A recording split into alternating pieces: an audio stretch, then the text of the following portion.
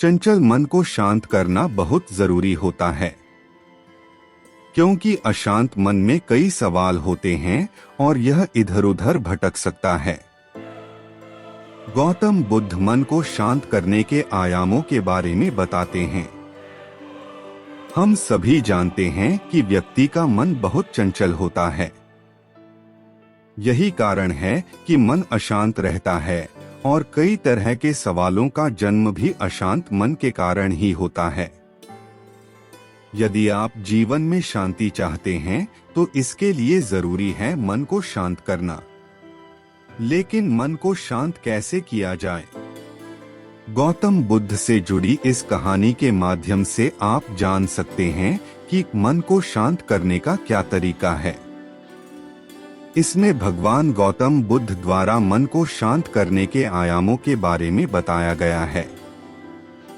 जानते हैं इस कहानी के बारे में, जिससे आपका जीवन बदल जाएगा। मन को शांत करने की कहानी। एक बार एक लड़का गौतम बुद्ध के पास जाकर कहता है, मेरे जीवन में बहुत अशांति है, कृपा करके आप मेरा मार्गदर्शन कीजिए जिससे कि मैं इस अशांति से छुटकारा पा सकूं। गौतम बुद्ध लड़के से जीवन की अशांति का कारण पूछते हैं। लड़का उत्तर देता है, अत्यधिक विचारों के कारण मेरे भीतर बहुत सारे विचार आते हैं जिससे मेरा मन अशांत रहता है। बुद्ध मुस्कुराते हुए कहते हैं, ऊपर आकाश की ओर देखो और बताओ कि तुम्हें सूर्य दिख रहा है। लड़का ऊपर देखता है और कहता है, धूप दिख रहा है।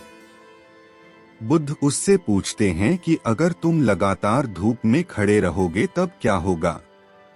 वह कहता है, मुझे अत्यधिक गर्मी लगेगी और शरीर में बेचैनी होगी। बुद्ध लड़के से कहते हैं कि अगर धूप में खड़े रहने से तुम्हें गर्मी लगती है तो इसमें दोष किसका है, सूर्य के ताप का या तुम्हारा? लड़का कुछ सोचने के बाद कहता है, इसका जवाब आप भी बताइए। बुद्ध कहते हैं, सूर्य का काम है ताप देना और ताप का काम है गर्मी लगना। ऐसे में तो दोष तुम्हारा ही है कि तुम धूप में जाकर खड़े हुए जिससे कि तुम्हें गर्मी लगी।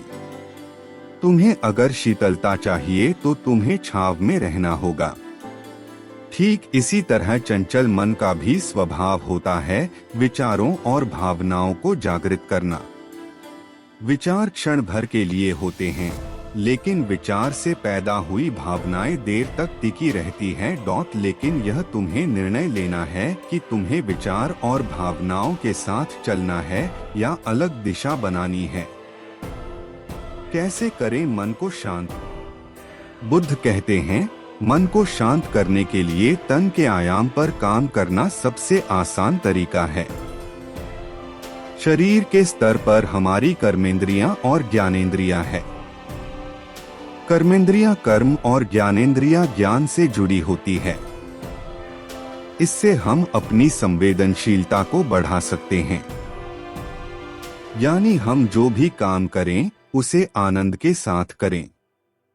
मन के आयाम से हटकर तन के आयाम पर जाने से ही तुम्हारा चित्त शांत होगा। ऐसा करने से तुम मन के आयाम से हटकर शरीर के आयाम पर आ जाओगे।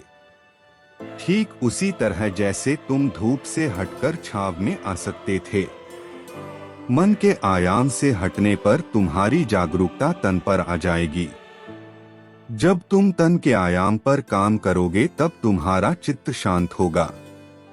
इसलिए हर काम को तन के आयाम पर करने से मन स्वतः शांत हो जाता है। अपने मन के विचार और भावना को नहीं बल्कि सुर को सुनो। लड़का बुद्ध से कहता है, अपने भीतर के सुर को कैसे सुने? बुद्ध कहते हैं, किसी शांत स्थान पर रहकर जहां शांति हो तब अपनी आंखें बंद करो और मन के भीतर चल रहे शोर से हटकर भीतर के सुर को सुनने की कोशिश करो। सुर निरंतर चलता रहता है, लेकिन बाहर के शोर के कारण तुम अपने मन के भीतर चल रहे सुर को नहीं सुन पाते हो। जब तुम अपने दोनों कानों को अपने हाथों से बंद कर दोगे तभी मन के सुर को सुन पाओगे। इस तरह तुम मन की अशांति से दूर हो जाओगे और तुम्हारा मन शांत हो जाएगा।